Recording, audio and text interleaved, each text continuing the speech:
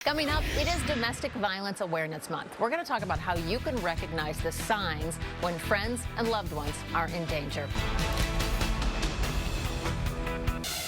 Welcome back as we come up on 8/24. This is Domestic Violence Awareness Month. On average, nearly 20 people are physically abused by an intimate partner in the U.S. every minute. This adds up to more than 10 million women and men in 1 year. Today, we're talking about what people can do if they find themselves or a friend in this situation. Joining us this morning is Erica Hornthal, a clinical counselor and dance therapist in Chicago. Welcome back to our program. Thanks for having me. You talk about women or men in this situation finding their voice. What does that mean? So, in a domestic abuse or domestic violence situation, we typically see one of three things. Somebody may be told what to do, their opinions or values may be undermined or dismissed altogether, or they may actually be silenced physically or emotionally. So it's so important to tap into our voice if we even want to, one, maybe tell our story one day or come to reality, come to terms with what has happened.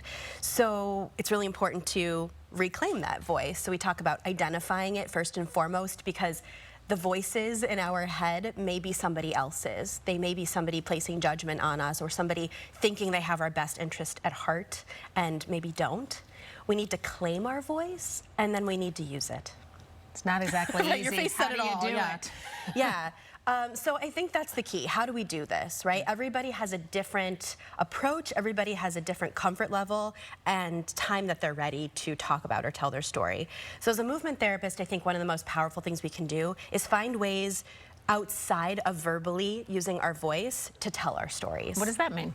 So we can use things like the creative arts, we can use movement, certainly, just to start to embrace and get in touch with the sensations and the feelings that come up around even thinking about telling our story. As you talk about that voice, though, sometimes it's just really not accessible. True, true. So then what?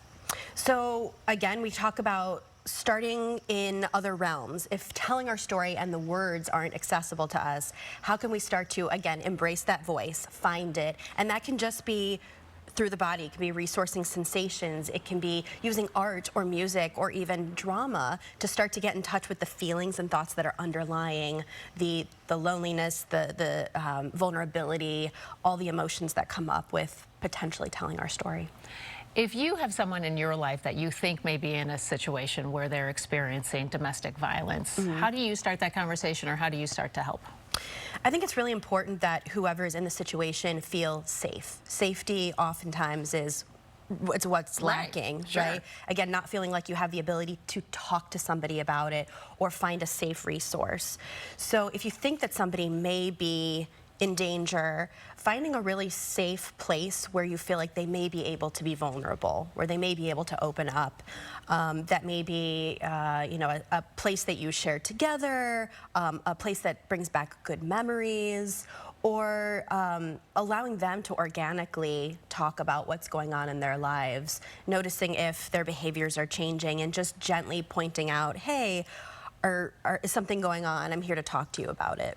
Maybe helping them find the resources they need to get out of that situation. Correct. They can find a body-based psychotherapy, a dance movement therapy, or like I said, maybe a creative arts therapy, so they don't have to verbally concentrate on that story, but they can start to process the feelings that the body is holding on to. So as a dance therapist, you talk a lot about using the body as a way to get through a lot of things, so not just domestic violence, I'm assuming. Correct, yeah. I mean, we deal with a lot of different issues. We always say the body never lies. It really holds on to everything, and that if you want to work through emotional circumstances or emotional baggage, that you really have to address the body that houses them. All right. For more information on what Erica does, you can head to chicagodancetherapy.com. Erica, thanks for being here this morning with us. Thanks so much. Have a great day.